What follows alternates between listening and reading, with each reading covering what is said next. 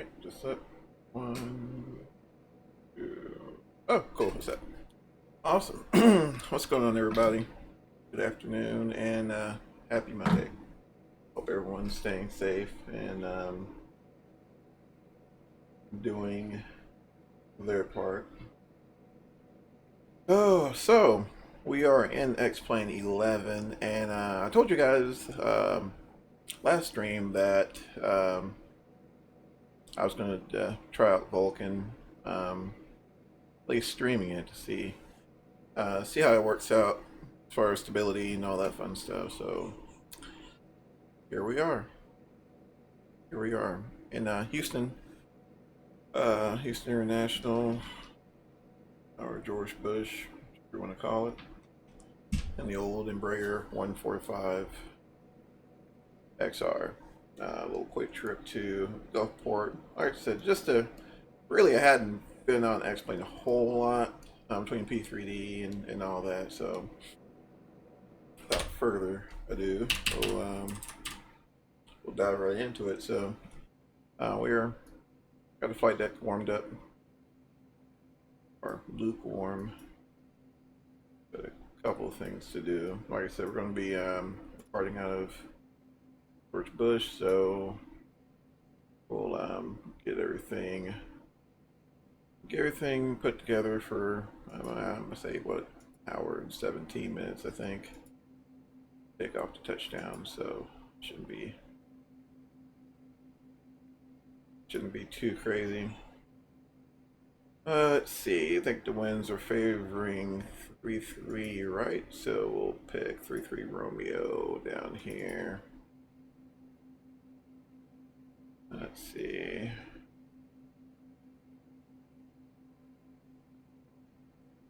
And just to kind of, there's a few things that you notice right off the bat as soon as you update.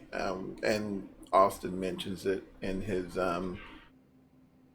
Day of the Union speech as well. But um, I mean, there is a bit of a delay as far as loading times, which I mean, X-Plane took a long time to load for me anyway, so it really wasn't that huge of an issue. But once it loads, don't um, I don't see a whole lot of negatives as far as performance is concerned, but once again, that remains to be seen. Let's see, Kilo Golf, Papa Tango, right there. There we go. Select runway, I believe tree 2. And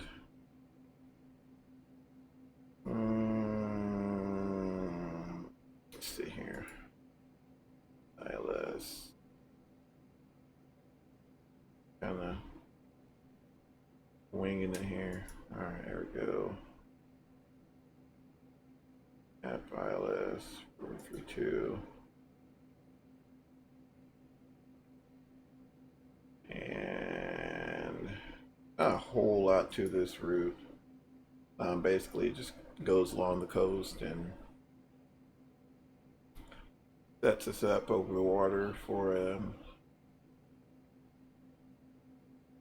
fairly straightforward approach in a Gulfport. You know, we'll run kind of light. We'll do 15 souls. There we go. I don't know, 700, and I don't know. Just kind of tossing in some numbers here. The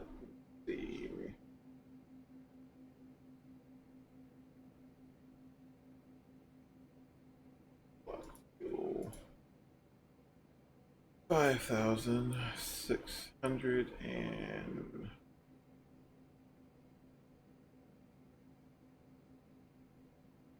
there we go. And flaps 9 and thrust rating was set for, actually, try that guy there. Missing, get 0.74 Mach and normally when I get numbers like this, I'll double check that because I believe the flight plan's only calling for like 300 some odd 300 some odd nautical miles, so that's not entirely accurate. We'll double check that here shortly. Jumping back and forth from my flight plan to the sim. A little side project I've been working on. I've been working on getting, because I use Garmin Pilot for a lot of my flight planning and SimBrief as well. But I know there's a way. It works great, on its own in X-Plane, especially X-Plane 11. It works, I mean, just amazingly in the sim, but between the sim and the stream, it just does not play well at all and actually crashes the sim. So, where is it?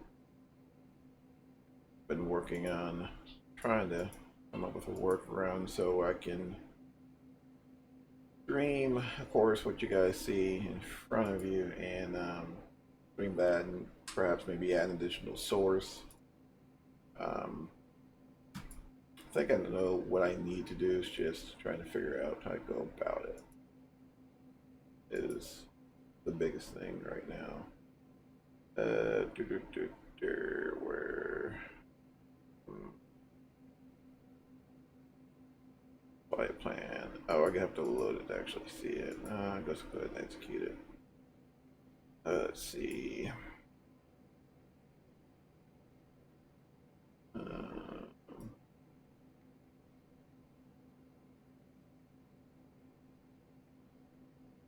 Okay, that's where it gets kind of weird there. So let me go back. All right, which makes sense, right? So it's pulling the entire procedure turn for the approach and all that fun stuff, but we're honestly not going to do all that. So let me see. I think what we may end up having to do. Well, you know what? Just out of curiosity, I'm going to see if I can just, since AKRacing FMS doesn't work exactly how the normal flight management system for the inverters work. So you know what? Here's what we're going to do. We're going to roll with it. And the reason why I say that is because we can just go direct and yeah, we'll just go direct. That won't be. Can I zoom out? Yeah, it won't be too much of an issue. Yeah, it would be fine. It'll be fine. All right. I think for the most part that's it there. All right, let's go ahead and both pumps are already on, so we'll go ahead and start the APU.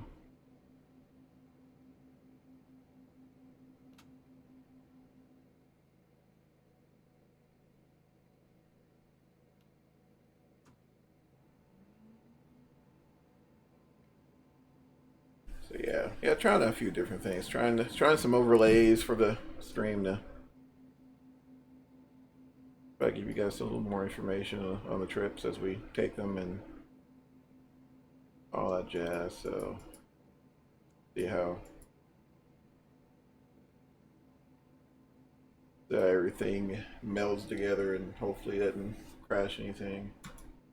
All right, so it's like we're all set to go there. Thankfully, the APU takes like 0.2 seconds to start. Let's see, so we'll go and turn on that beacon light and we'll turn on both of those hydraulic pumps. Bleed air on both sides. Backs are on. Go ahead and forget. Alright, so beacon light is on. Seatbelt signs are on. Is this on or off? Alright, it's off. Okie dokie. Go ahead and turn off the GPU. We'll close the doors.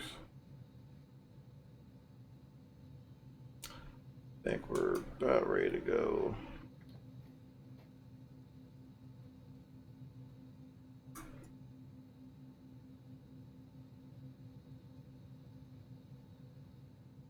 All right.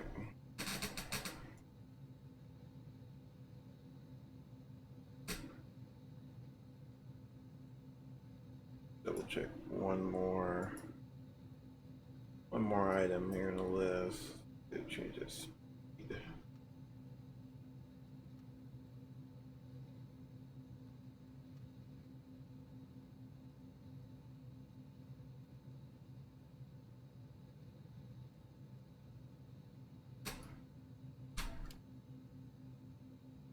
Yeah, let's set the trim up here real quick.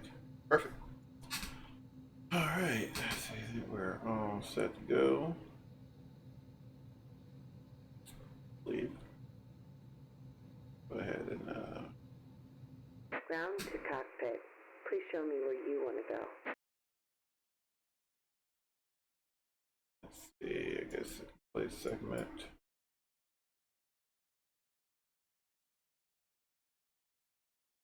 You know, it would not surprise me one bit if bear pushback doesn't work just yet in this version, which makes total sense. All right, no worries. I think I can manually use. Okay, I'll send the push card. There we go. We'll use this robotic guy here and see if we can get a push.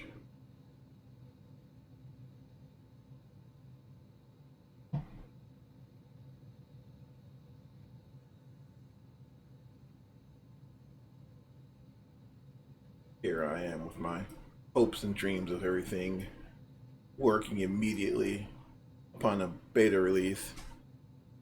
That's what I get. But yeah, those are the risks you take in downloading beta versions and all that fun stuff. So where's our pushback tug?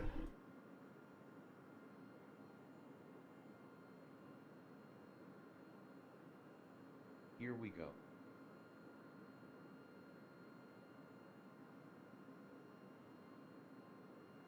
Oh, I need your brakes off. okay, so I guess we're not gonna. All right, cool.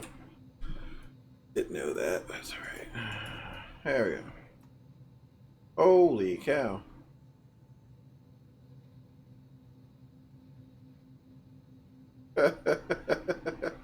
That's awesome. All right. So we're just not gonna worry about starting up the engines at this point. We'll just wait till this. You paid the fuel bill, right? No, we did not. All right, guys, let's hurry up and cheese it before they realize we skimped in the bill.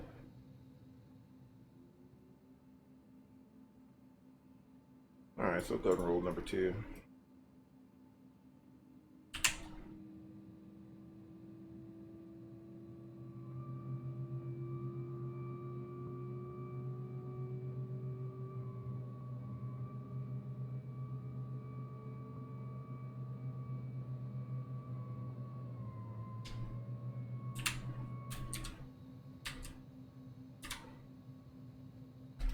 All right, flaps 9. You know, out of curiosity, we'll just leave number 2 on for right now, and we'll see how this thing moves on one engine. Well, it moves, it just moves to the left.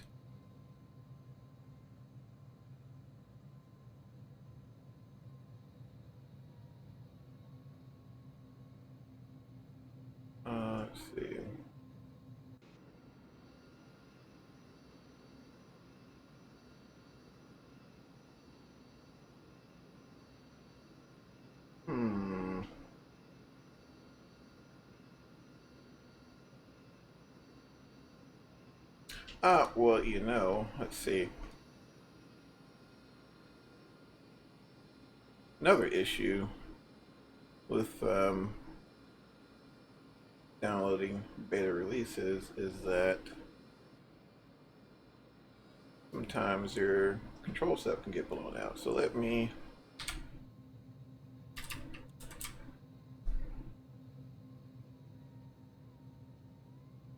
double check that real quick.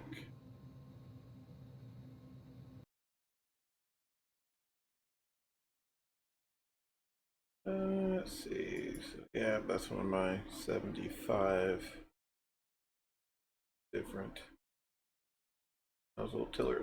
No, that's there. Okay.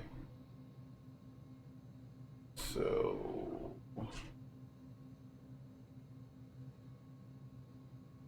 still confused. Alright, so maybe this is a Alright. We'll go ahead and start number one, see if that makes a difference. I don't think so, but we'll go ahead and try.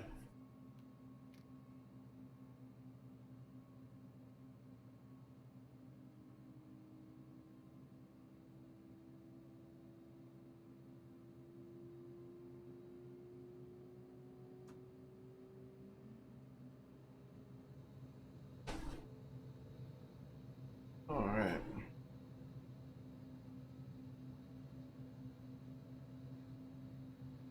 But does my tiller have any effect? No, it does not. Thoroughly confused.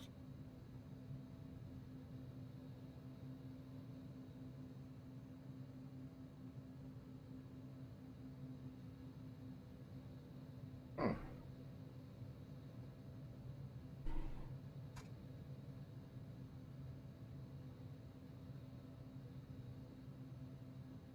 Not sure why the gear was up. Perhaps that could have something to do with it. Oh man. Oh, I don't want that view. I was just kind of wondering to see if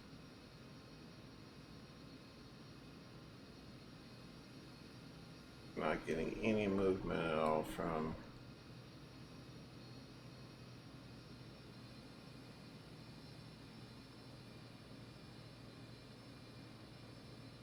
seems like it's more responsive to my toe brakes than anything else.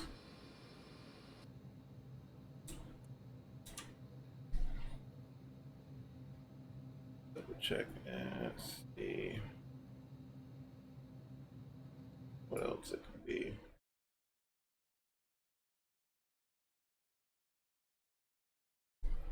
That's not it.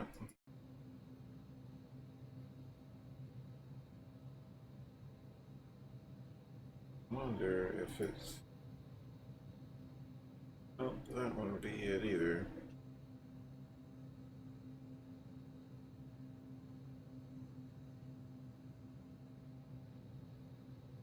So why is it all of a sudden our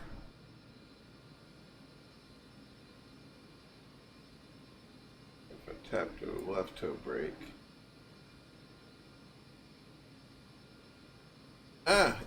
Let's. I'm assuming that's rudder pedals, left toe brake, right toe brake. Yeah, so it's not set for tiller. Hmm. Hmm. Well,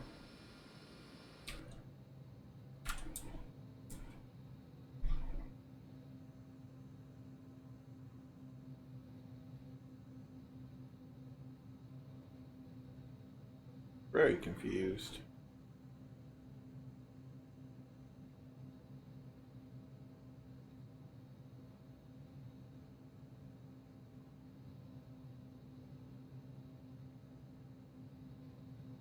Wonder, we know one person having this.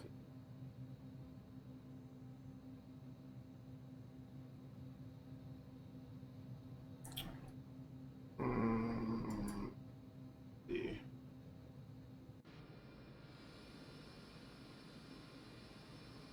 Doesn't respond to rudder input at all, but it responds to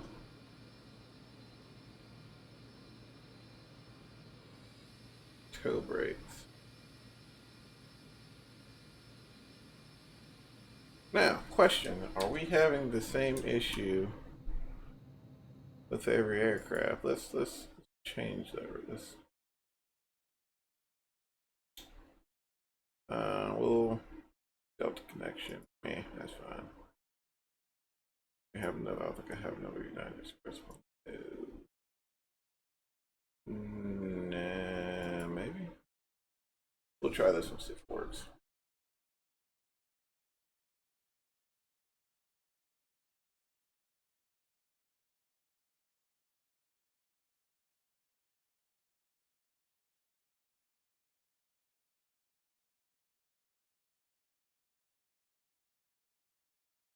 And the weight.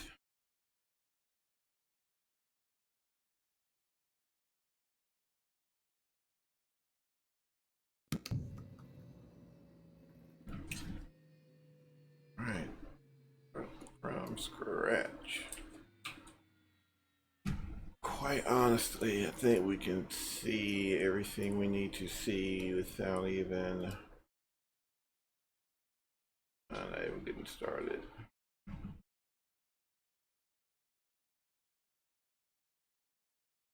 Or not. Let's see here.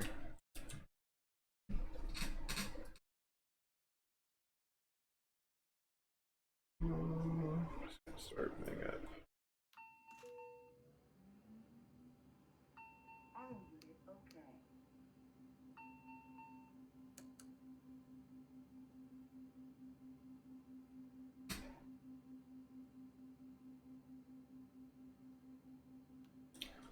Try to get the APU on and get some hydraulics going, and maybe that'll.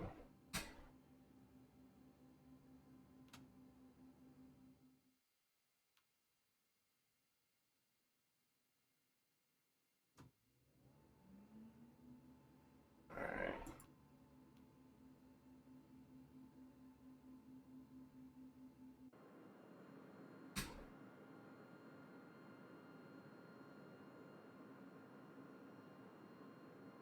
Okay, so that responds to tiller input just fine. So what's wrong with the XR that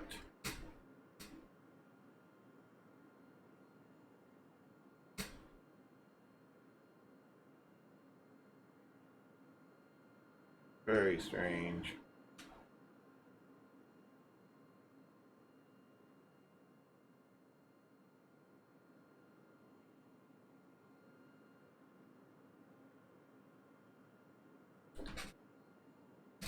Very strange.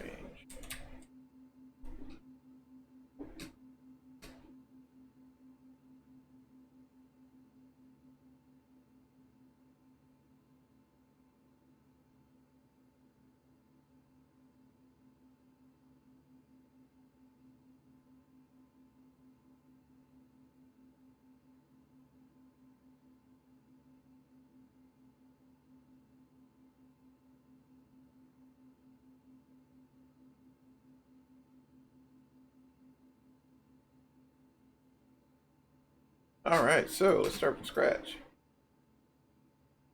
Let's see. Starting from scratch. Let's see. Visualize a mess.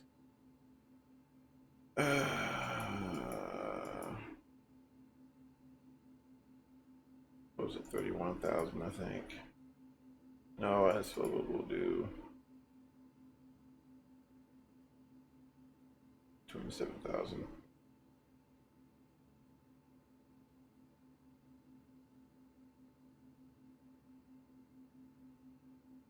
And 7,000 and parting select. All right, we'll see. Sid, I think is mugs 4. All right, and go to arrival.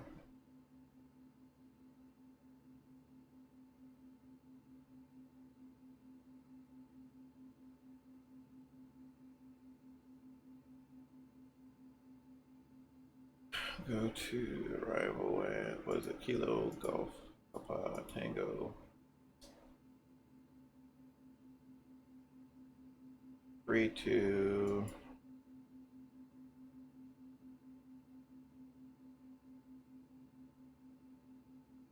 Let's see. Do a QR proof.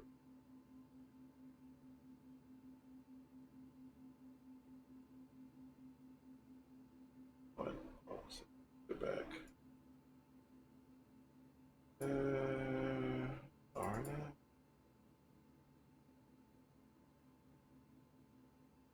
All right.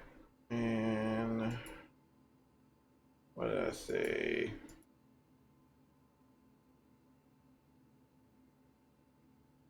Spitting out numbers here, guys. Hold on 1 second.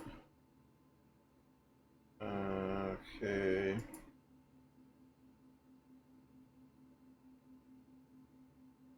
Point 4.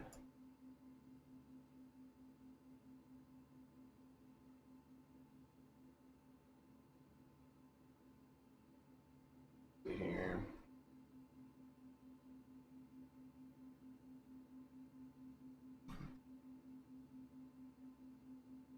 261 at 115 knots. And I think that is pretty much it. So let's get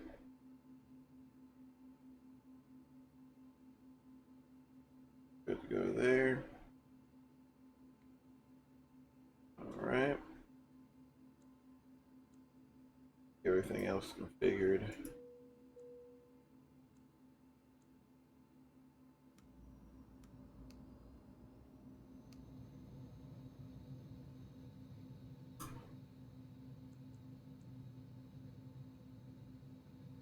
And I think we are good to go. All right, so let's go ahead and call up the overly aggressive pushback tug, and we'll get out of here.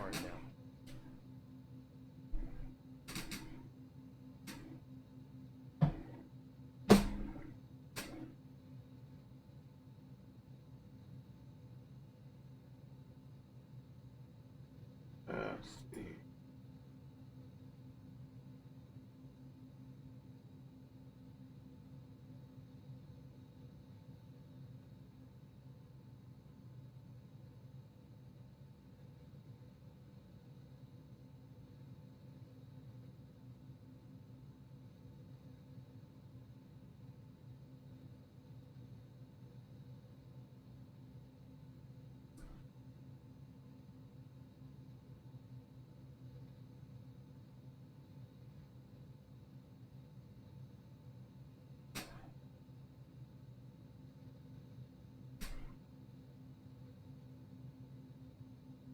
Here we go. All right. Well, let's maybe we can at least get one engine on. Then start number 2.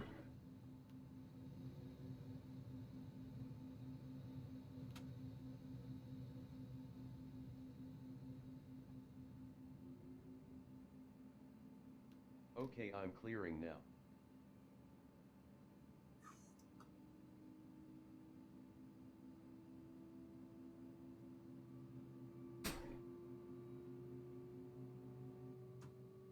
Not 100% sure why. It has to be a compatibility issue with 11.5.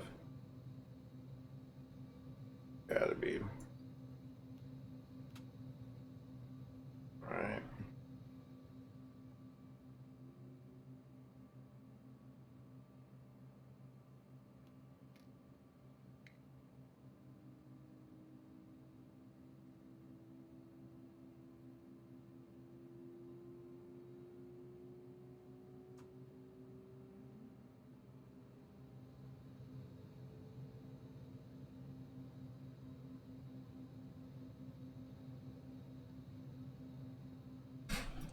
Alright, let's see that we're good to go. Set my trim here.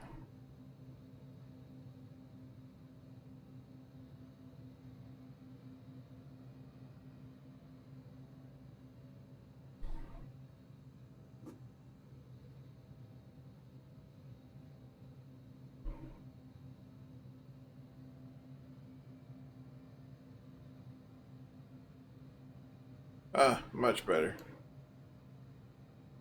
Much better. That's kind of a bummer that the XR doesn't work. I'm not sure what that could have been.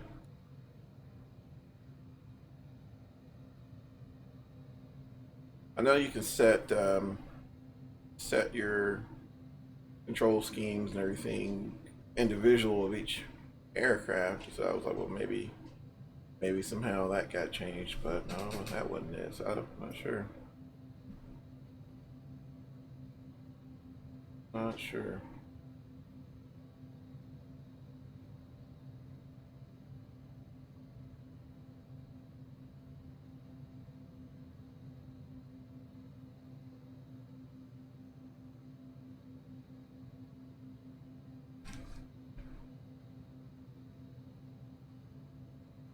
All right.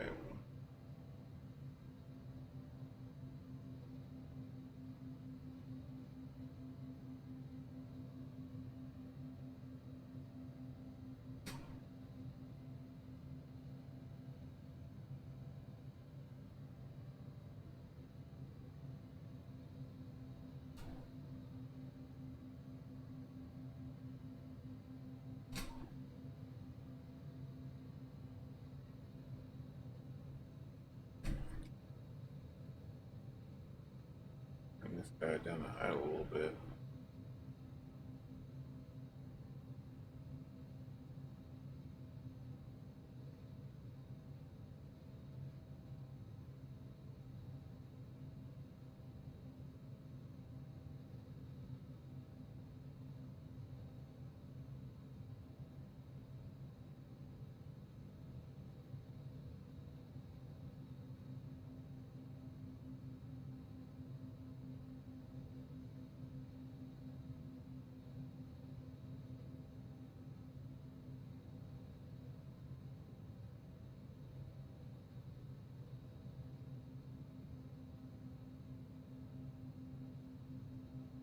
Okay.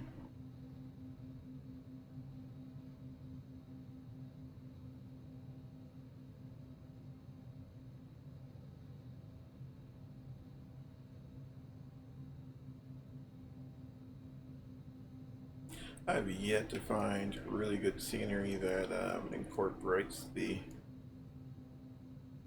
taxiway bridges for this airport.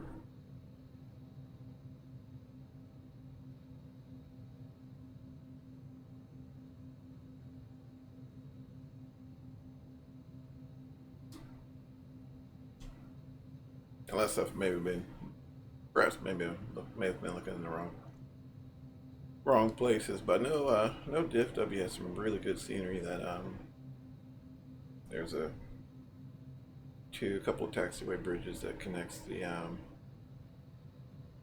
east and west end to the airport.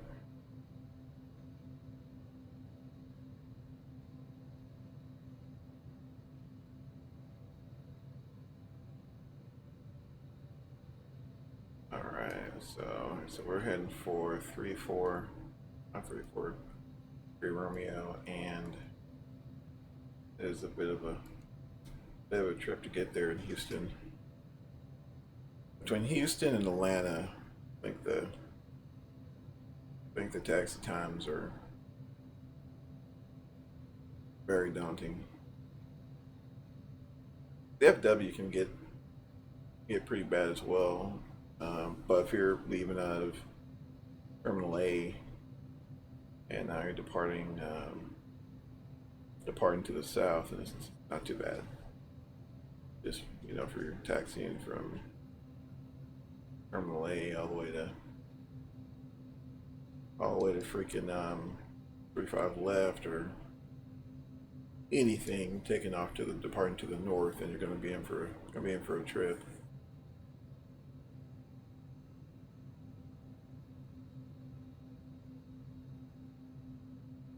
Okay. I think this is the turn.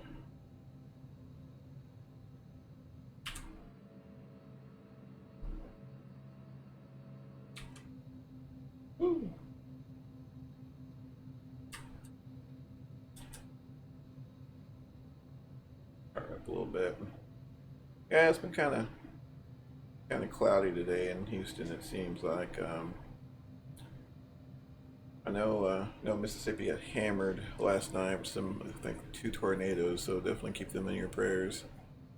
I think one of them or both of them were pretty bad. So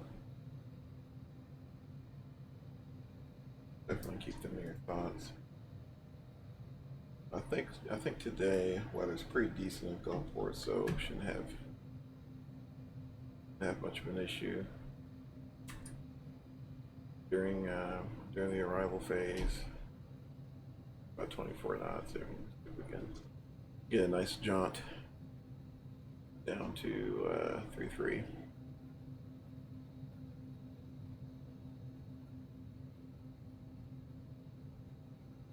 Are those supposed to be blocked off, or is... I don't know. Weird. Squeeze the brakes just a little bit. Yeah, I'm definitely bummed out. I don't know. I like the... I mean, 145 is nice. I really enjoy it, but it's just the winglets on the XR that kind of sets it off for me.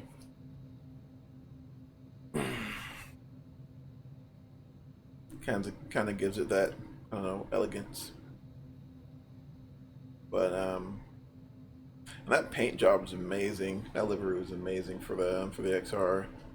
I don't recall who actually did it. Otherwise, I would totally give him props for it. But it was an amazing livery. I think. Oh, I don't think it was Hanger on that one. But yeah, we'll see how this goes.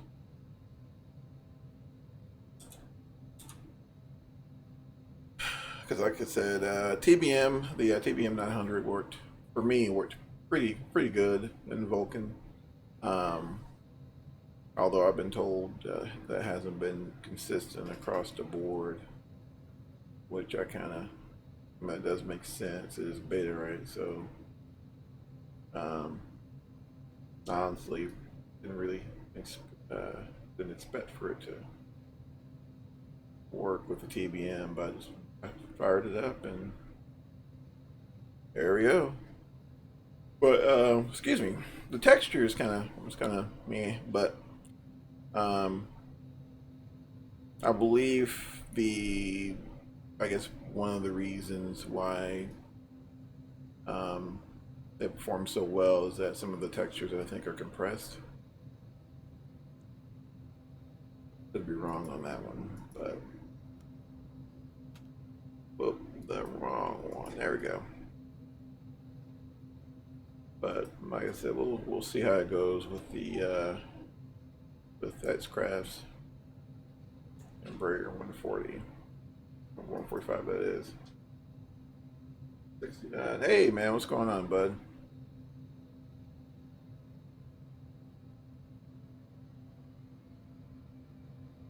See you're on X-Plane 11. Yes, sir.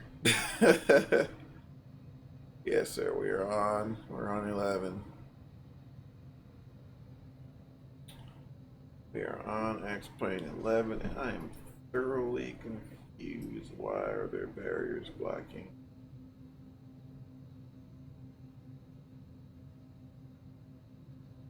I am thoroughly confused.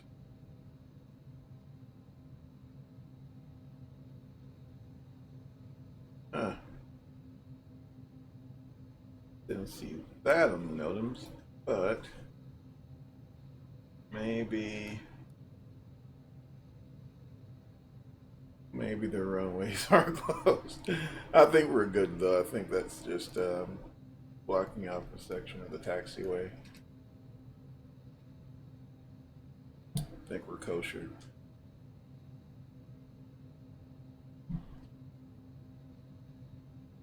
All right, so just kind of double check because I believe we're almost at that whole short line. Got my trim 5 degrees, nose up, flaps 9. APU is off. Although on the 145, it probably wouldn't hurt to leave it on for the climb out, but it'll be fine. I'll go ahead and turn on the landing lights there. Strobe lights on. Seatbelt signs are on. Flight crew notified. Cabin crew is notified, and I think we're ready to go.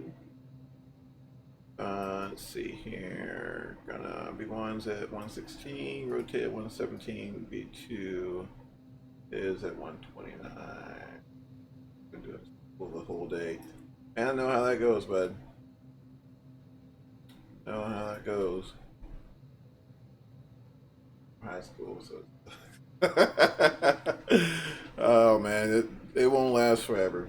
I promise you. I thought the same thing, how much of a drag it was when I was in high school, but once you get older, you're gonna be like, man, high school is awesome. High school is so cool. You know, wish I was back in high school. So is this SXG or S? This is X-Crafts. Well, it's supposed to have been an XR, but we had some difficulties, so we had to do an equipment change. Oh. All right, so we got clearance. Looks like we're all set to go, and we'll go ahead and sync our heading bug there and get that nose a little nice and straight. We'll go ahead and apply takeoff power.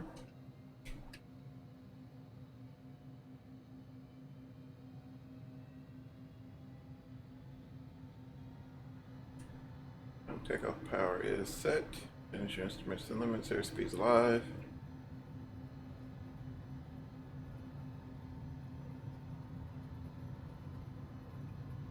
Get her back on the center line there. Get back over there, you. V1, rotate. All right. V2. Nice smooth rollout, and in the clouds we go. That's where I climb grip.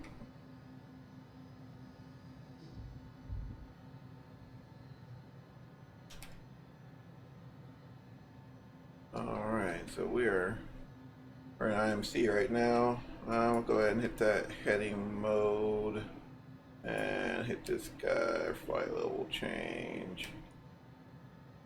And we'll try to clean up the airplane first, so go ahead and bring those flaps up. And if we can get ourselves situated here. Roll that power back a little bit. And a little bit of trim nose down there. Nose down to trim to get those control pressures off. Alright, so we're at 225. We'll go ahead and make this, well, not that. Well, not that. Been nice if I could use my mouse wheel without my views there. Alright. Alright. Let's see if we can find the sweet spot. There we go. Been a while since I've been in the Embraer. I just want to start. Yeah, build my 3 hours. Ah, man, you got it. Won't be long at all.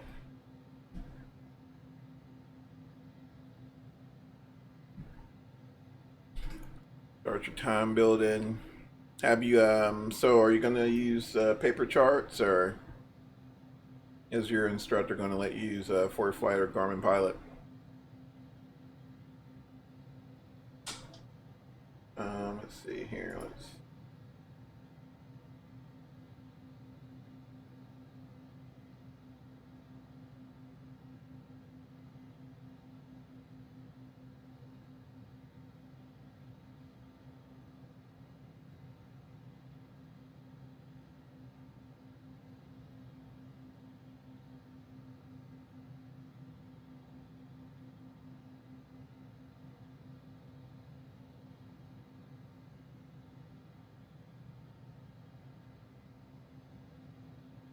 There we go. All right. Set this guy up for climb power.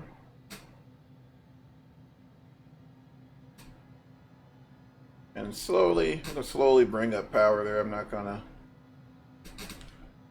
gonna get all the way into it.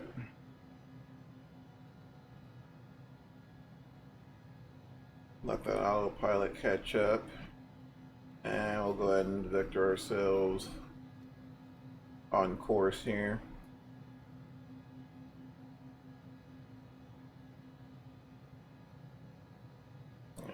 Be mindful of our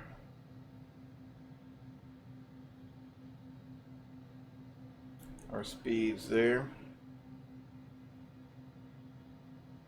Alright, looks like we're almost at 10,000 feet.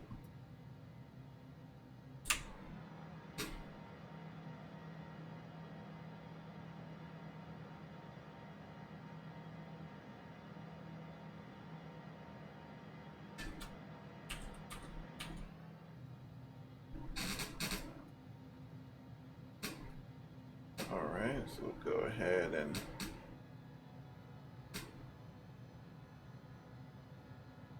apply full climb power. And while we're doing that, let's see, what's this guy here? We'll go ahead and progress page, flight plan,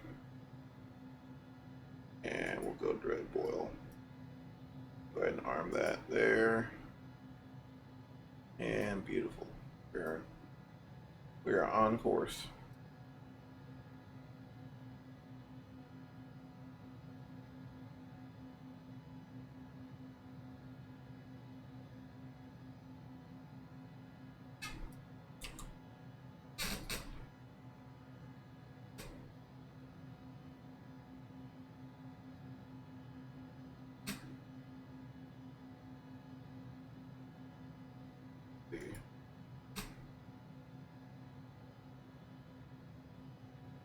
If it's gonna go like a complete pitch down there, it's gonna watch it. That's one thing. FADEC is great, but it still takes a little babysitting there. So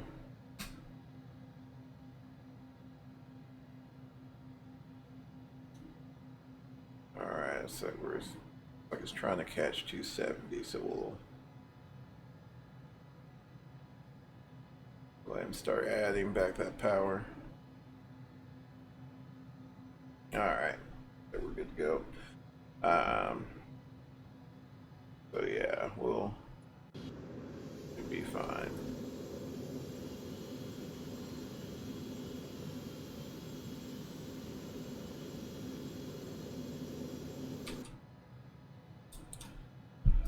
Alright, so we'll go ahead and bring our landing lights to off and fasten the seatbelt sign off there. And just gonna quick glance over the overhead panel, make sure we're looking good. And I think we're just fine.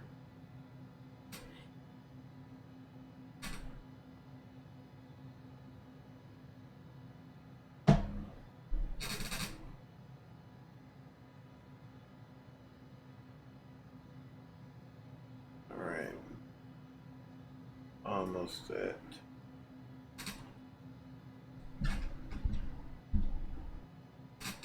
18,000. And I'm going to press weird.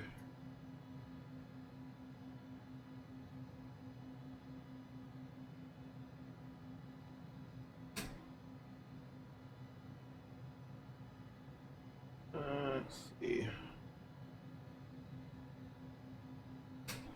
Kind of curious. Let's go to our plan page and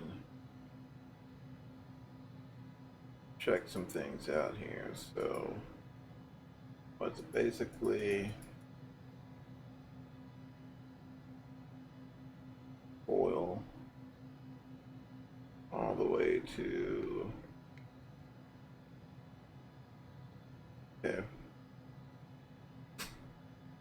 Gotcha. All right.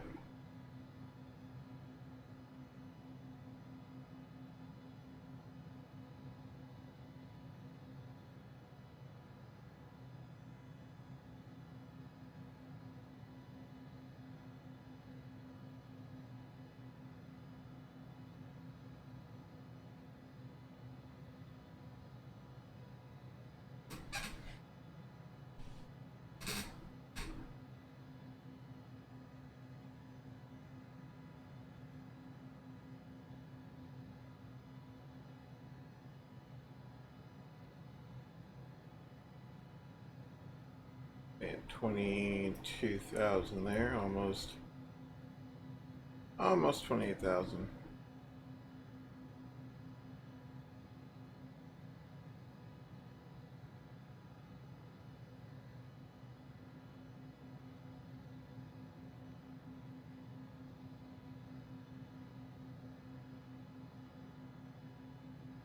Zero sales back coordinated. There we go. Almost. There we go.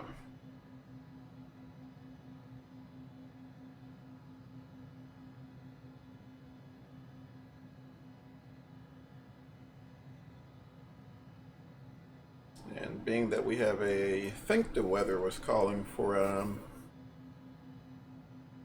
100, I think 115 knots, 116 knots out of the southeast. So should be getting a pretty decent tailwind, at the least. Step outside here.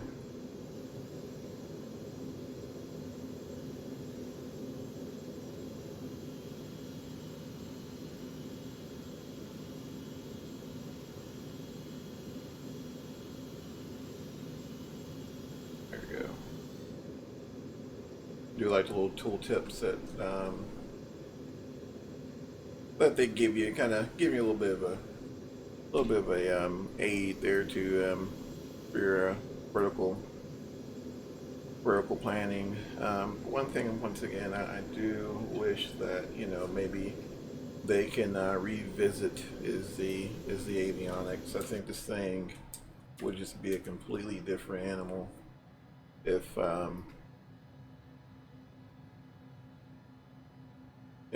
we, you know, maybe a little more, especially in the flight management system. I think everybody, now most of us, you know, you kind of over time you should learn to deal with it, right? But it would be very nice at some point we actually get a fully functional flight management system.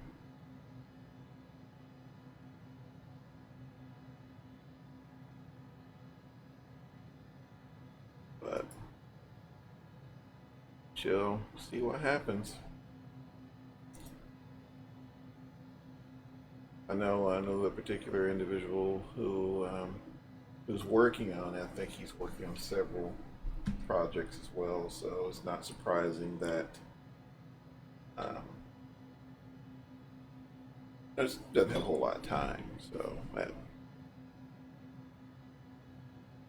but I mean, the model, it's probably the best ERJ I've seen for any simulator in terms of modeling, but just the avionics leaves a little bit to be desired. But we're coming up on 310. So far, frames are pretty good. Let's see here. Frames are pretty decent. I'm hovering around 48 to 63 frames a second. Kind of bouncing around there.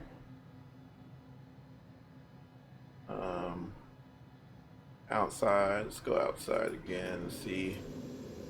Now this is normally where I tend to suffer the biggest performance losses with the clouds.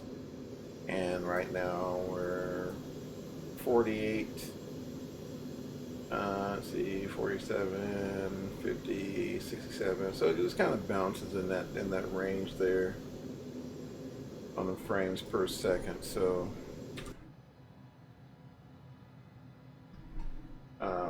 definitely a huge improvement on performance. I mean, that in itself, I think, is a great step forward. I mean, for me, I think that's what a lot of people. Um, I think that's really what makes a lot of people gravitate to the sim is just its. I mean, the physics, yes, are good, but the fluidity is, in my opinion, just unparalleled. Um, but like we've taught, hundreds of times in the past that I mean, at the end of the day, every sim kind of has its own. They have their pros and cons. So I do commend the development team over at Laminar for continuing to develop the sim. Because like every time I just signed up for the beta recently because I don't have a whole lot that I can't. Between what P3D, DCS, and this, it's not a huge issue if my sim just completely implodes on itself. I can just reinstall it, and wouldn't be a whole very difficult to do. But um, since I've signed up for the beta, it's been almost daily, increment updates over the past week or so. Updates have been coming pretty steady.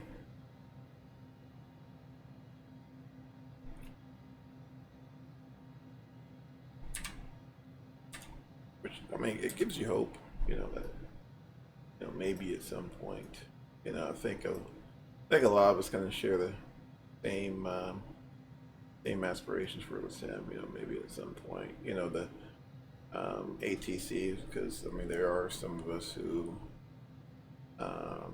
not that that sim isn't a awesome addition to the community, and it, especially if I'm getting ready for a flight review, a lot of times it's just easier for me to, especially nowadays, to maybe jump on a bat sim flight or pilot edge flight and practice some,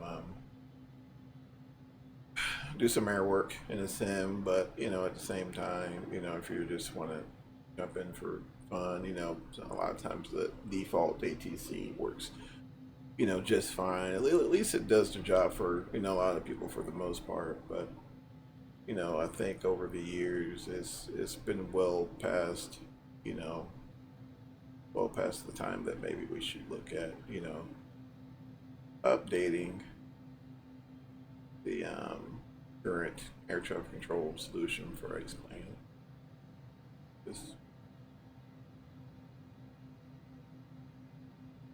I know we got tons of other things to do. I know physics is paramount in a realistic simulator, but maybe an ATIS or an AWAS or an ASOS sounding like an AWAS or an ASOS would be just one step closer to that, immersion that I think we're all looking for on the X-plane side. But I mean, performance, they got it. I think they have it pretty much nailed. Um, I know the default clouds is kind of. I think these are actually active sky clouds. I think so. Um, but maybe some work there. Definitely would definitely be nice. But I mean, performance wise, it's probably DCS performs really good for me as well. But of course, it's a completely different animal. You're not loading, the traffic and all this other stuff that we load up when we're loading up a civilian flight sim. So texturing on the exterior still looks very good. I didn't notice any decrease in the fidelity, and bottom there looks good. But just for like, for instance, just like on the TBM, and maybe at some point this week I'll load up the TBM stream. But as you get closer to the panel, you start noticing like little, the lettering and the font gets really fuzzy on the TBM. But Xcraft seems to be holding its own, Vulkan. So that's a very, very promising. Now, when I loaded up, and maybe it's an XR thing, but when I initially loaded up the Embraer, and it just completely spazzed out. I don't know what happened, but it was getting a bunch of false enunciations and things like that. But the only conclusion I can really come to is, maybe it's an issue with, I don't know, maybe it's an issue with that particular model. I don't know. Haven't checked for updates in a while. Excuse me, on the Embraer side, so might be due for an update. Honestly, I hadn't even checked the forums. It's kind of one of those situations. Well, just see if this works.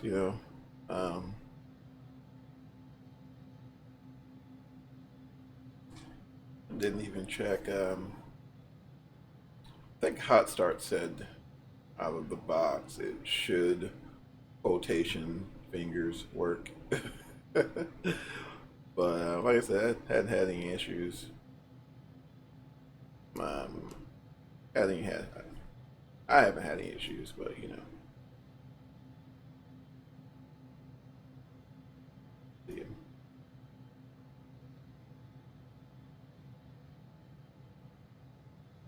They're looking like 250 out.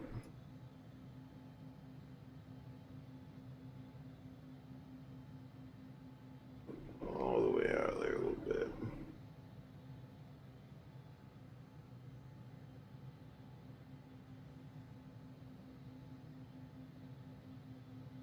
And also loaded up V-States.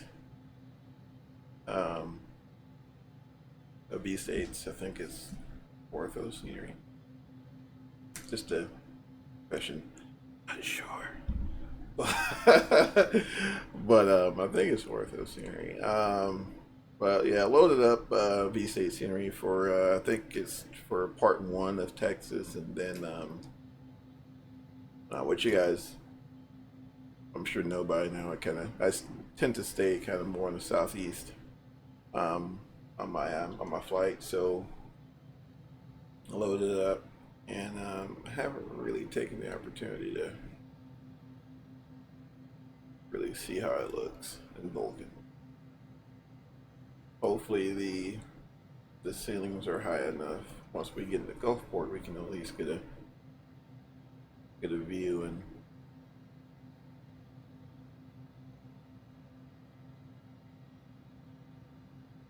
see how it looks.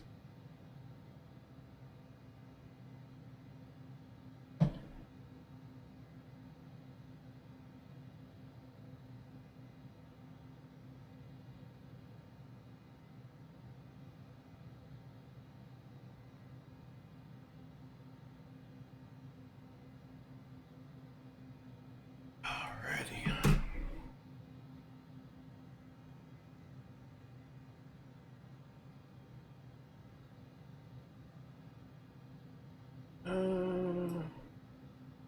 Pull those handles in, see.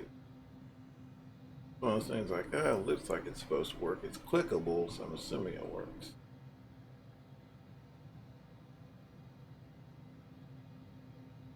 And guys, once you jump into the chat, let me know if you guys like the overlay. I'll leave it. If not, then I just won't worry about it.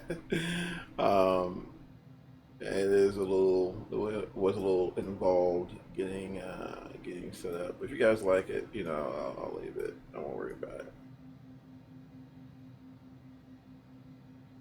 What's happening? But I was kind of browsing. I was like, oh, it's kind of interesting.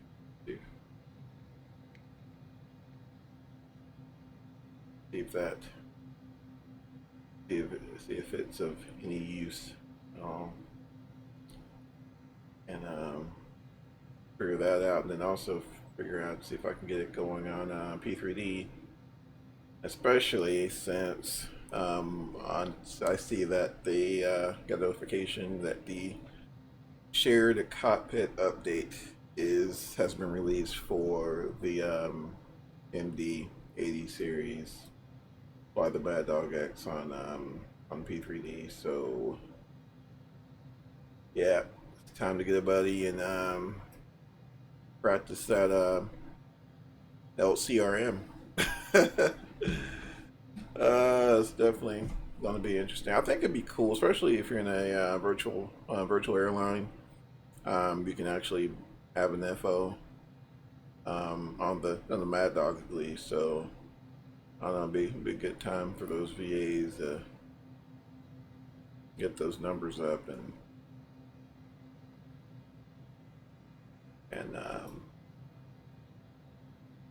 get actual, you know, flight crews working together. I think that'd be awesome. I think they've also did some other improvements as well on the back end to make it even more of a just groundbreaking add-on for flight sim. Another one I've been kind of looking at as well. I forgot the developer, but I saw it on the Threshold. There's a A300 I think someone's working on. That looks phenomenal. Phenomenal. Yeah, phenomenal. Yeah, that's gonna be one that that's gonna be a server killer there when they drop that one. I can't tell you how long, you know, a lot of people have been looking for. I think the biggest thing, especially for me, it'd be kind of nice to see. Now that we're starting to see more regional aircraft, which it's been an answer to my prayers. It'd be really nice to start seeing more, more freight haulers, for example. Like the Metroliner, Beach 99. Some aircraft with cargo configurations, things like that. I think it'd be pretty sweet, especially getting get A300 and like a full-on cargo trim. That would be fantastic. Oh, and not to mention, I think they Rotate dropped a few more screenshots of the MD11 that they're working on. So that's going to be definitely going to be a treat. So I'm looking forward to that. Looking forward to that also. But yeah, between that and DCS, that's really all I've been doing. Especially DCS, they've as the sale goes on, I'm sure a lot of us have picked up some DCS aircraft, but just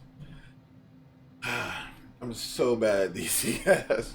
It's fun. I'm just I'm still learning it. So I think I tried to stream it yesterday, and of course we had some bad storms in the area and lost connection, but it's fun. It really is very, very immersive. But other than, with the exception of a few, there's some really just hard-hitting, study level type fighters on there that you really need to pull up a guide and just work your way through between like employing all of the different missile systems. Literally, okay, well, how to employ GM-88, how to employ it. I mean, it's, yeah. So definitely have to put in a little homework, but like I said, it's fun. Enjoy it. Definitely enjoy it. Looks like she's stable. She's lined out Mach 0.73 there. Looking pretty good. Looking pretty good. Let's go through this guy in cruise. Let's see. That would bring it back up to about. Where was it? Try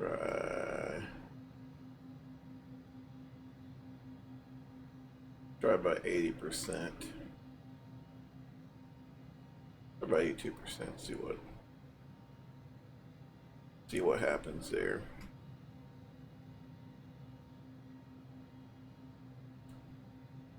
So she's coming up just a little bit. We'll bring it down to about 80%. See if that levels out. Progress. All right, 187 nautical miles out.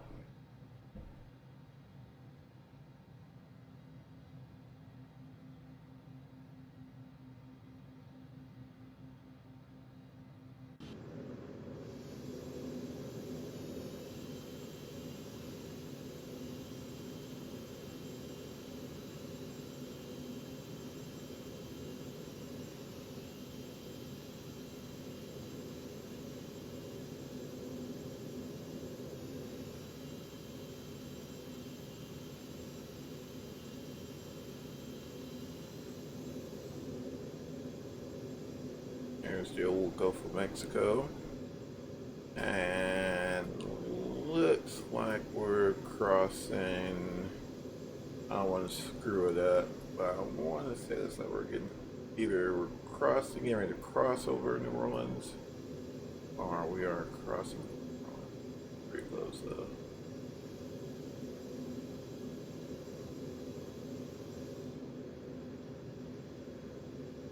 I want to cheat and see where we're at. I don't think we're actually utilizing any nav aids in the area, so we can kind of, well, you know what, I guess we'll just go ahead and cheat, and let's use the map here and see what we can see. Let me scroll in a little bit. Yeah, we're over Lafayette now. Definitely over Lafayette. And I think there's Houma, Louisiana over there. Yeah.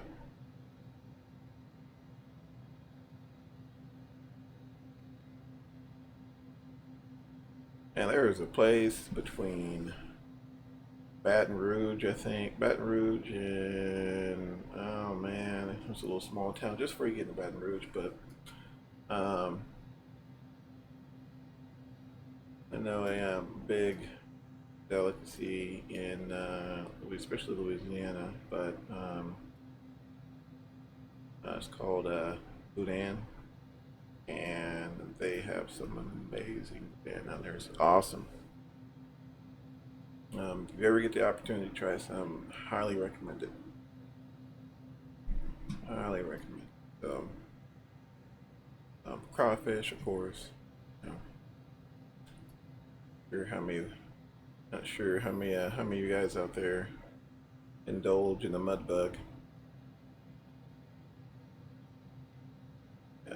Amazing food there. They also was affected by that storm system, so this keep those guys in your thoughts as well.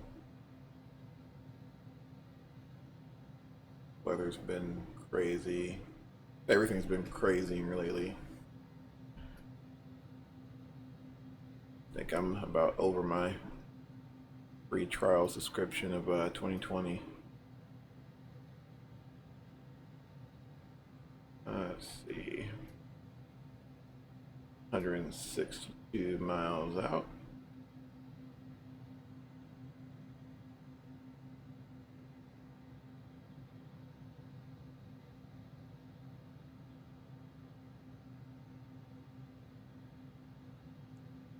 Out there. Actually, what we can do, we can just vector ourselves down. Also, so for example, we can come down to 16,000 or 160. So what we'll do, we'll just go ahead and bring that power back a little bit.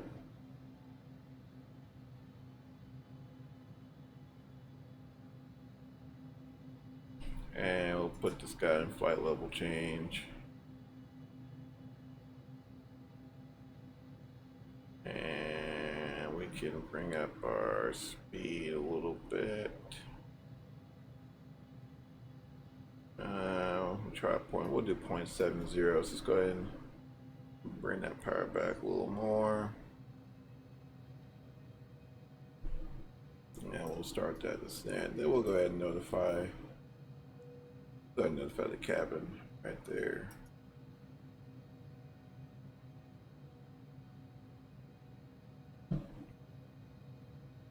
It should be pretty straightforward. I don't think there's going to be don't think there's going to be any IMC on the way down. I think it's going to be fairly clear, so we can probably expect just to base the final going into go for it.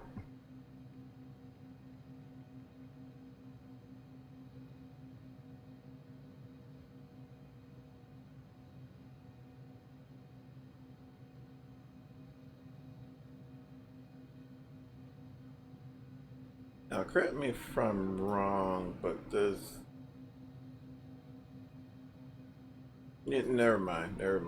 I think what it was, because I was in the XR a few moments ago. I'm like, wait a minute, are we missing a button somewhere in here? But yeah, never mind. Say, that's the XR. All right, so we are on our descent into Gulfport Regional in Gulfport, Mississippi. So, a small airport, literally on the coast there.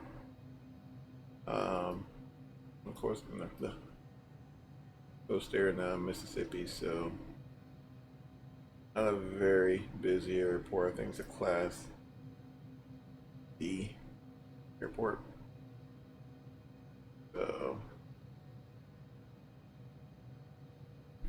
didn't see a whole lot of traffic, especially now. I think they've Sun Country used to go in there quite a bit.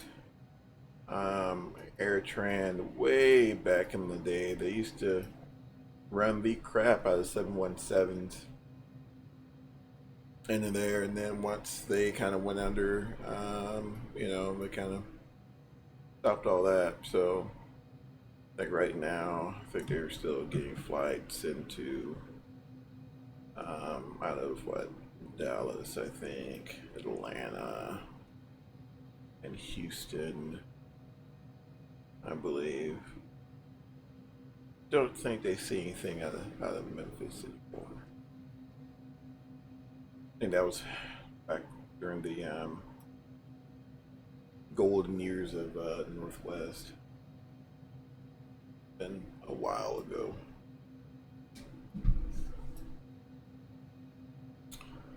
But yeah, we are almost there. I guess even in hindsight, right? Even the normal outfitted Embraer 145 without the long range edition that the XR provides. And this is not a bad looking aircraft. Oh, what do you guys think? You guys prefer the CRJ 700 or the 145? I've been told the CRJ is a little quicker, but more healthy as far as comfort.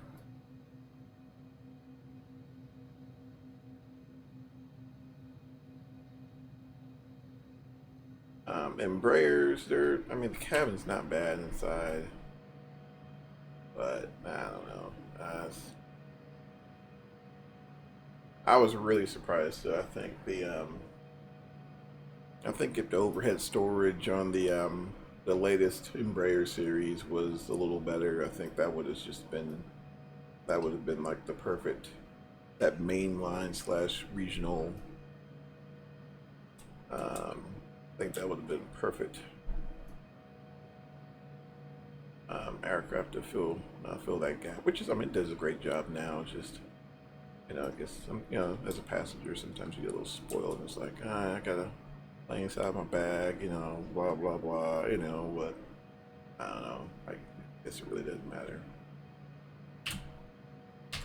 Let's see. Flies a little smoother, but they're both solid aircraft. Yeah, they're not bad. Especially 700, even 900. They're not bad airplanes at all. Um, I still kind of stick by to what I've said for years. I'm just not a fan of the 200. Goodness gracious, I'm not a fan of the 200. Oh man. For 175, yeah, you know what, and it's starting to grow on me as well.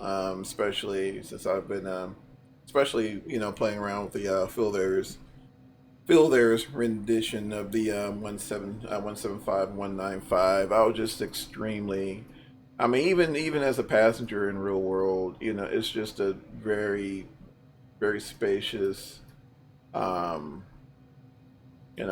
very powerful aircraft. Don't feel cramped. The air conditioning packs more than provide enough cooling or heating. Comfortable ride. Just a really well thought out airplane. Um, but even the so even the 700 is not a bad ride at all. Not a bad ride at all either. Um,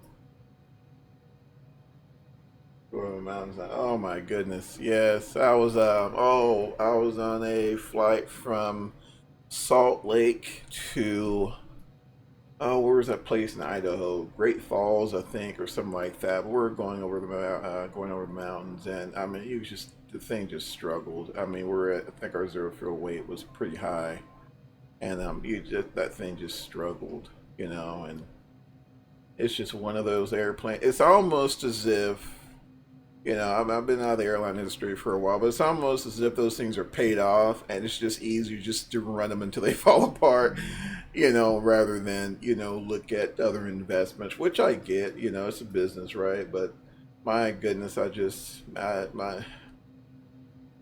I cry on the inside a little bit when I look at my boarding pass and find out it's a 200. I'm not gonna lie on that one.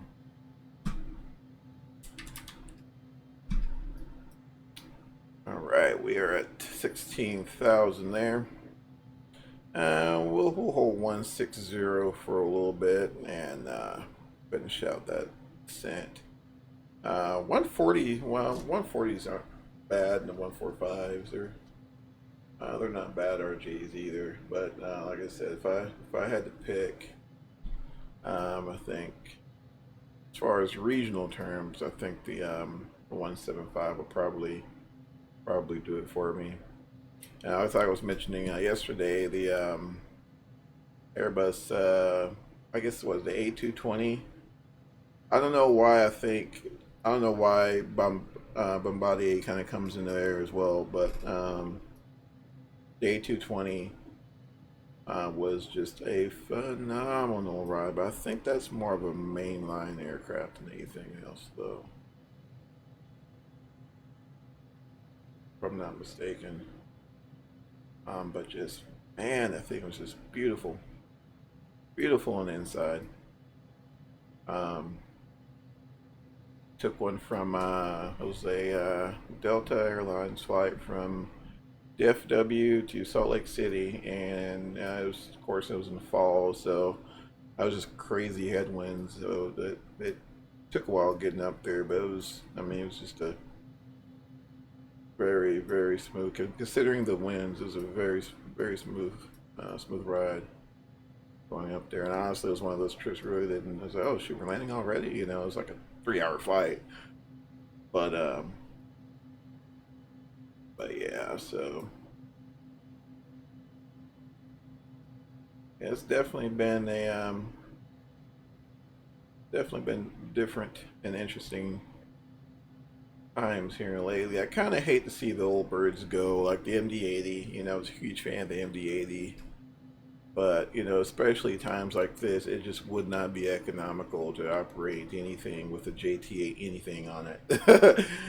You know, for engines and you know during times like these. So I think you know air carriers that operate you know the latest and the greatest, like the you know 175s and you know CRJs. I mean, it's really you know that's really the only way you can kind of you know bear the storm, I guess you can say. The Max 8 when I flew it. Oh, really? Yeah, that's one I've yet to have an opportunity to um, check out. I've been looking for a 787 trip, but fortunately, due to the current times, they've I don't think they're there used to be one. They used to operate it from I don't know if it was a through fly or what, but they used to operate it from DFW to Chicago.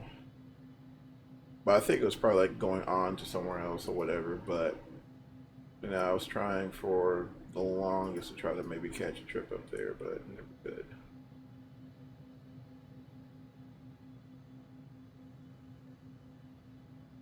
All right, 9 miles out.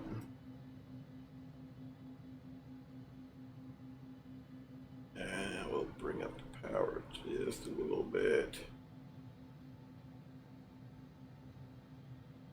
Just a little bit. Bring it up to about 80% in one.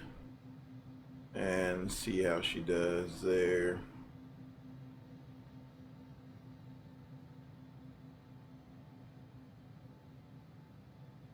Let's check outside. Like I said, I installed the scenery, this ortho, and hadn't really had the time to take a look at it. Can't see much though because of the clouds, but you know.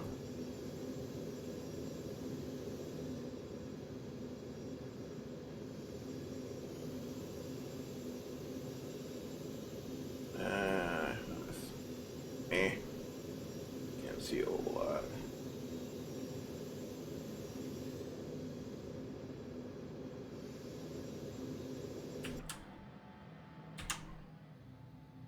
Mosey on up front.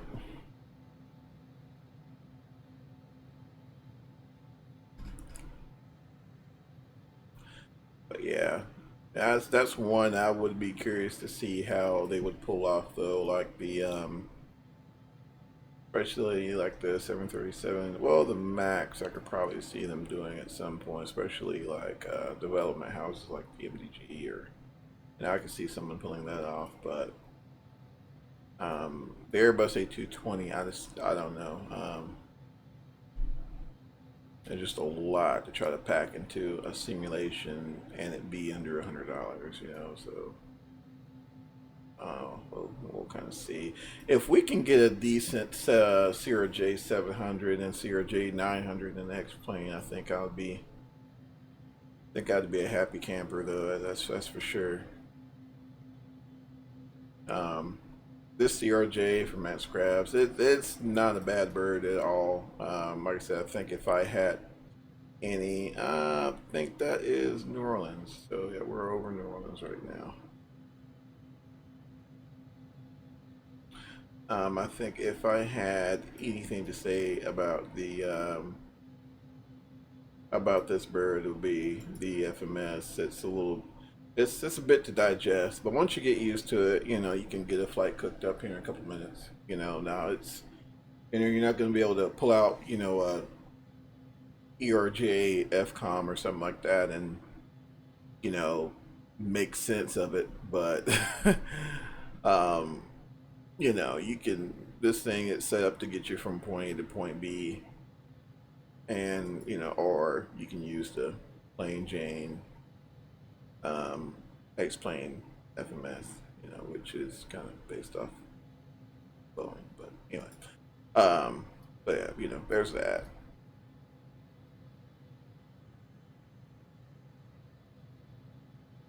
There's that.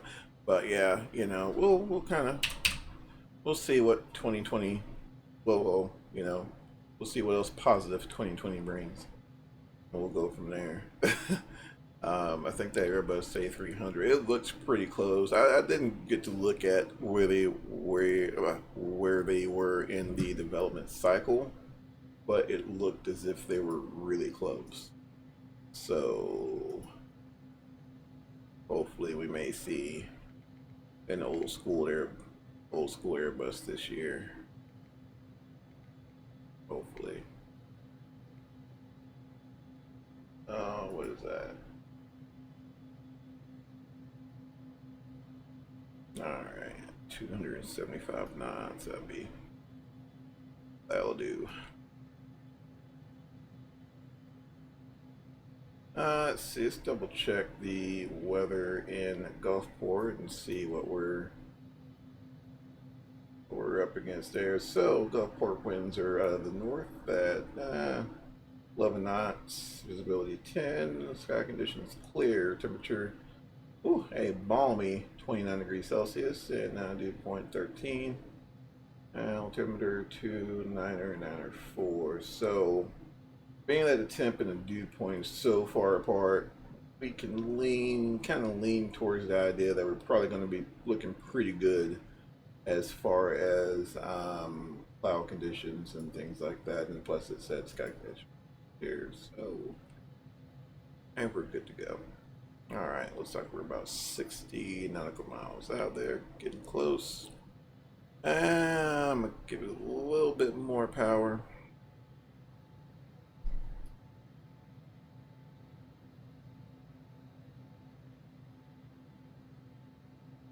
More power.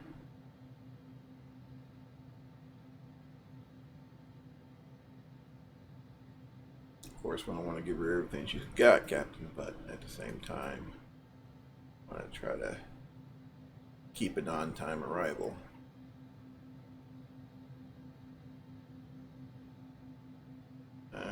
Bring her back here just a little bit.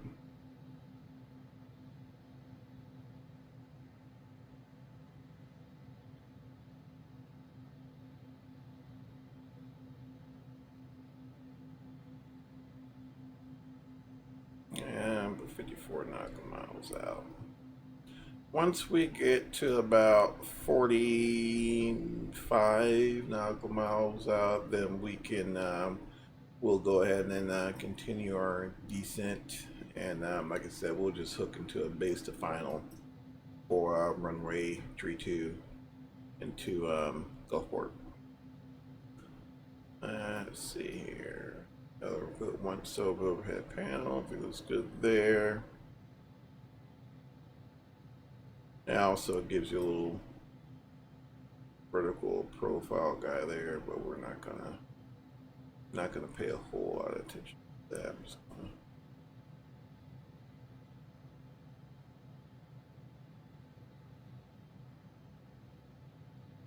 probably run this one a little high. Like I said, it's kind of winging this one. I don't have a plates out or anything. I think my main goal for this stream was, you know, one to chat it up with you guys, and then two, just kind of see what Vulkan was about. You know, I've loaded it up a few times, just kind of played around with it, but I mean, like I said, you know, from a performance perspective, I mean, the thing's just it's just rock solid for me at least, and stable. So that is a huge plus. Alright, we're looking at that 44 nautical miles out. Perfect. Alright, so we'll go ahead and walk that power back a little bit.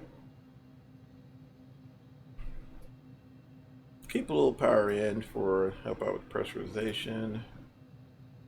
And we'll go ahead and bring it down to, we'll just kick her in vertical speed mode. And we'll walk her down here about 2100 foot per minute. Hold her right there. Hold right there for 2100 foot per minute. And like I said, we'll go in for a base to final for runway 32. So like I said, we've already briefed the winds. We can go in here. We'll go to our McDo index and performance approach, and then we can also flaps 22 will probably be the flaps we'll call for this afternoon. Predicted landing weight 36,000 pounds, not too bad. Let's see, approach speed will be 146 knots, flight speed 156, and looking pretty good on the fuel. Oh, cool. We're all set. Excuse me.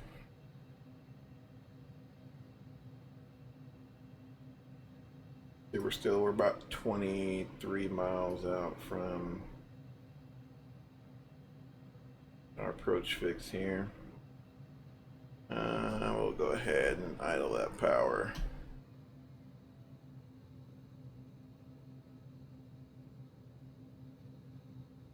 And once we get below 10,000 feet, we can actually go ahead and start the APU as well.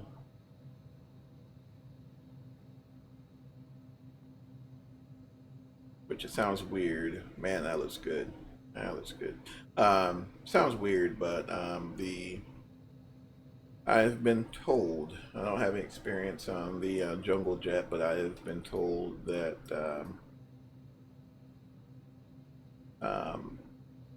crews do tend to run the APU on these guys a little more than other aircraft, just to kind of help out with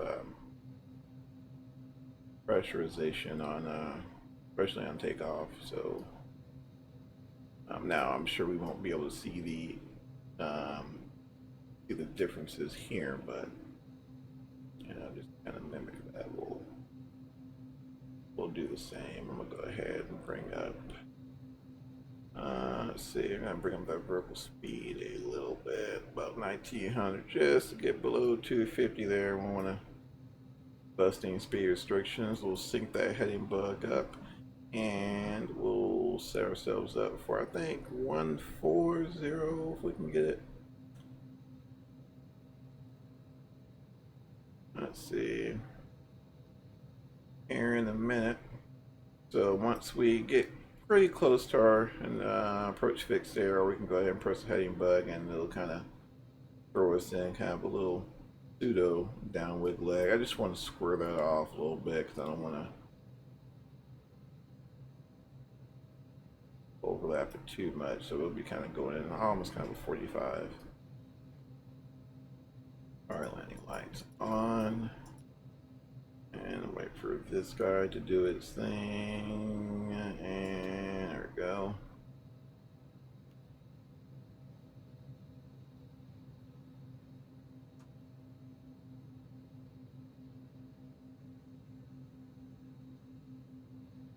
All right, going over the coast there. Let's go progress. Flight plan. All right, Boli at 20.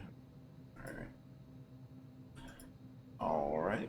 Let's see. Let's go back.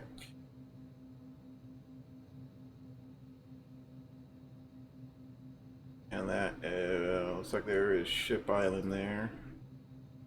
Bering Islands there for 12 o'clock.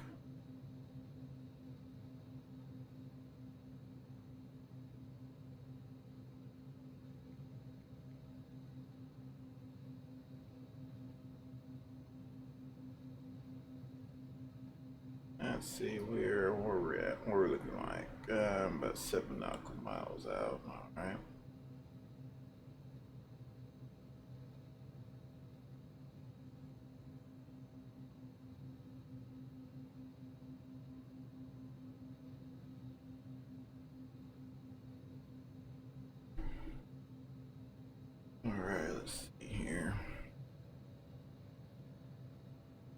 Alright, coming out of 6,000 feet. I'll go ahead and tap that heading bug there. And a nice gentle turn. Once again over the barrier islands there. Which might be gone if we get another hurricane or two. Alright, wanna go?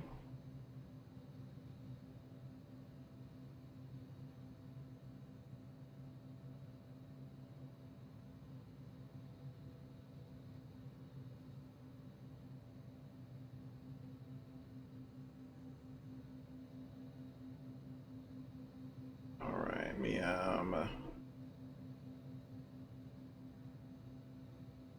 alright, there we go there.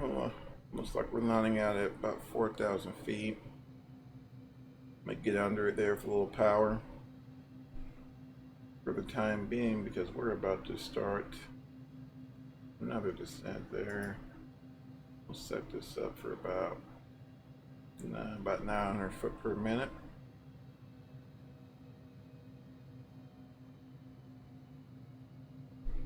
Right, and then we'll go ahead and start that base leg.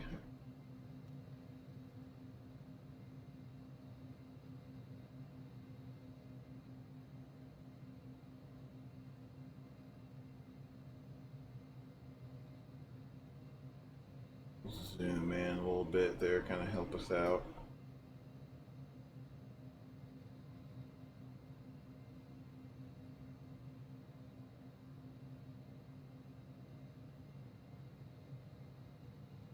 Right, looking pretty good.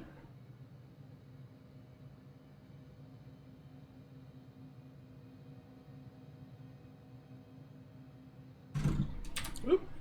Bring my seat up a little bit. Alright. Alright, let's go ahead and start that base final. If my mouse will behave. Be awesome. There we go. Alright, perfect.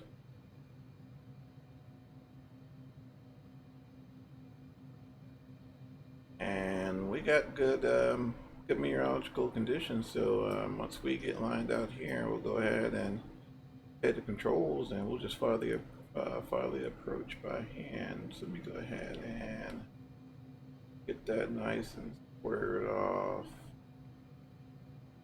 Alright.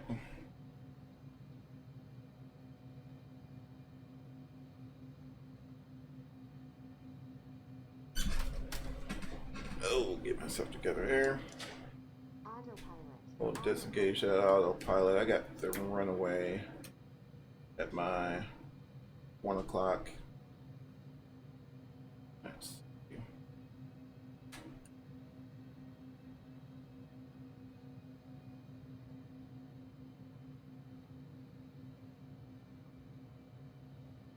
Nice and easy on the turns.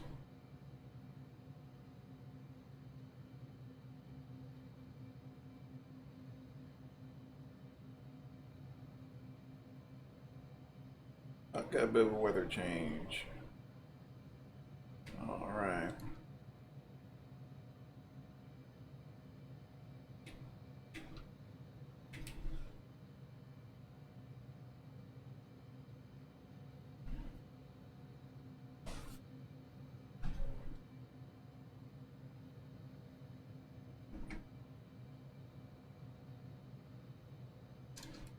Oh, there we go.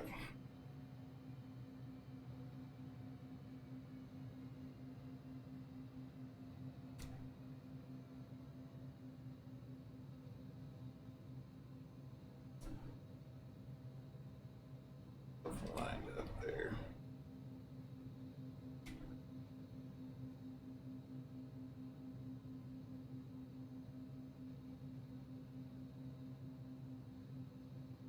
And we'll go ahead, finger flaps 9. Get ready for that pitch up. And we'll just hold it there, let that speed bleed off. Comes a little trim help there, not too much. Alright, getting down there to 180.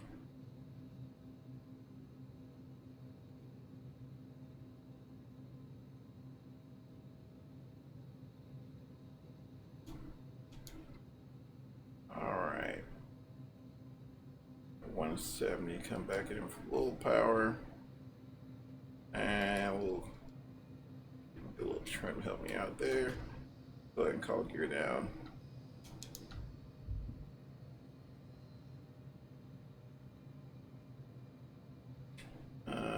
Gear down, green on the light, so we're good there.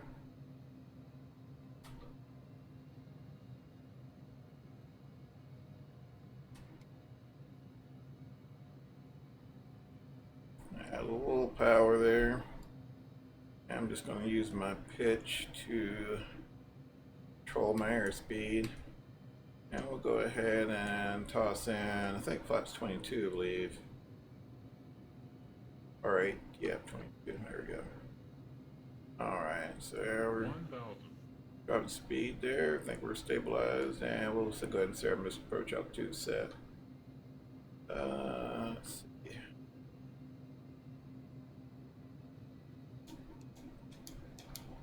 Use that pitch to keep our airspeed in check there. A little bit of rudder.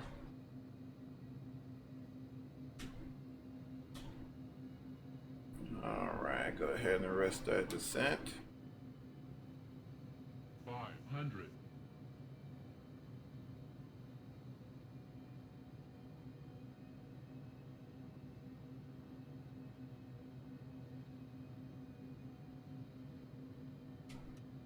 Alright, looking pretty good.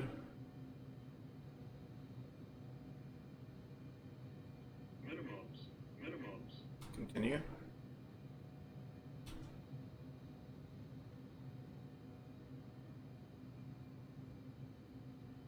Okay. 100. Keep that power in. Slowly work it out. 10.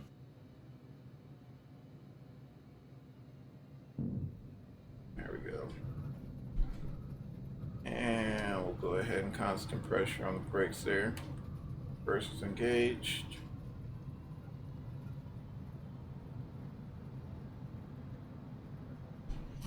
Alright. Lights out.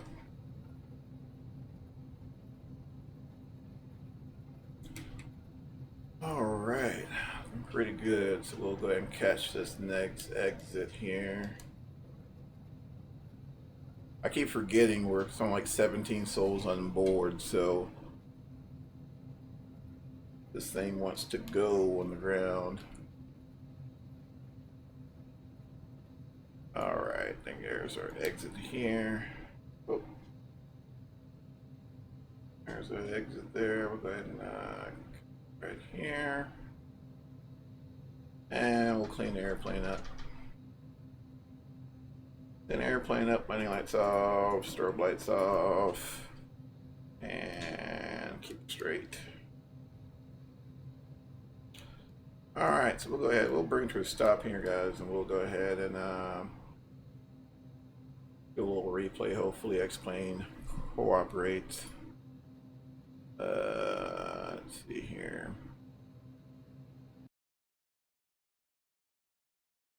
Alright.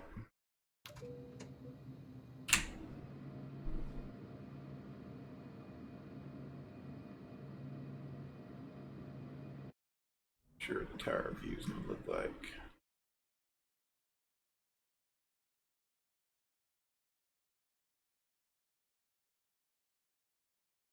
Ortho steering is definitely a huge improvement. I'll have to say that.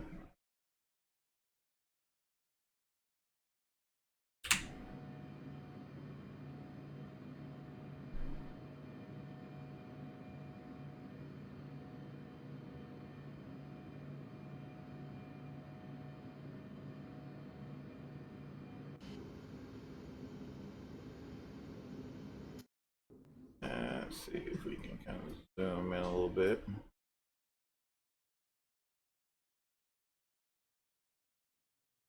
float a little longer than normal, but kind of knew that the terminal is all the way down here, so we had plenty of runway. Whoop. Cabin view, plenty of runway. Now we could have done flaps 45, but there's just a handful. it's a handful, especially for example if you're in gusty winds or something like that, and 45 degrees of flaps, and it's a workout. So 22 seems to work really good in like 85 to 90% of the situations that so far in sim I've ran into. Gets you a nice gets you a nice AOA, and the controllability is much better. Alrighty, there we go. And let's see, looks like she wants to kind of start rolling by herself a little bit. Give her a little extra power. There we go. I think for the most part the airplane's cleaned up. I don't think a whole lot there. We'll try to mine the tiller, but I really do need to investigate as to why the XR seems to have some issues with the nose wheel steering now, but the vanilla 145 LR seems to work just fine. So kind of interesting. I don't know. Some mystery. We'll have to do some investigation on that. So we'll just find us a ramp here, which this one will work just fine. There used to be some fantastic scenery for Gulfport that I don't think's been updated in a while. I need to check it out. So I definitely need to install it. Alright, so we'll go ahead and ease on the brakes a little bit, kind of get her in there nice and easy, and there we go. We'll call that good there, and welcome to Gulfport. So we'll go ahead and get those packs in and get that on there. Go ahead and shut down number 1 and number 2. Those signs are off, beacon lights off, hydraulic pumps are off. Fuel pump tank 1 is off, and yeah, I think we are all set and shut down, and no ground power there. Cool. Well, I've for one, and I'm very impressed with the Vulkan update. Those of you who jumped in and kind of check it out, really impressed with it. Frame rates were consistent the whole flight. So, of course, the developers and everything, they'll have to do their things, get caught up and all that fun stuff. But, I mean, heck, I'd say nothing but, good and positive things to come. So, looking forward to it, guys. Thanks for jumping in with me on the test. Just kind of check her out and see how she performed. I think she, actually performed, exceeded my expectations. So hopefully we'll get all the little side issues lined out, and we'll have us another very fun flight. So guys, you have an awesome rest of your Monday. Once again, stay safe out there, and we'll see you guys later.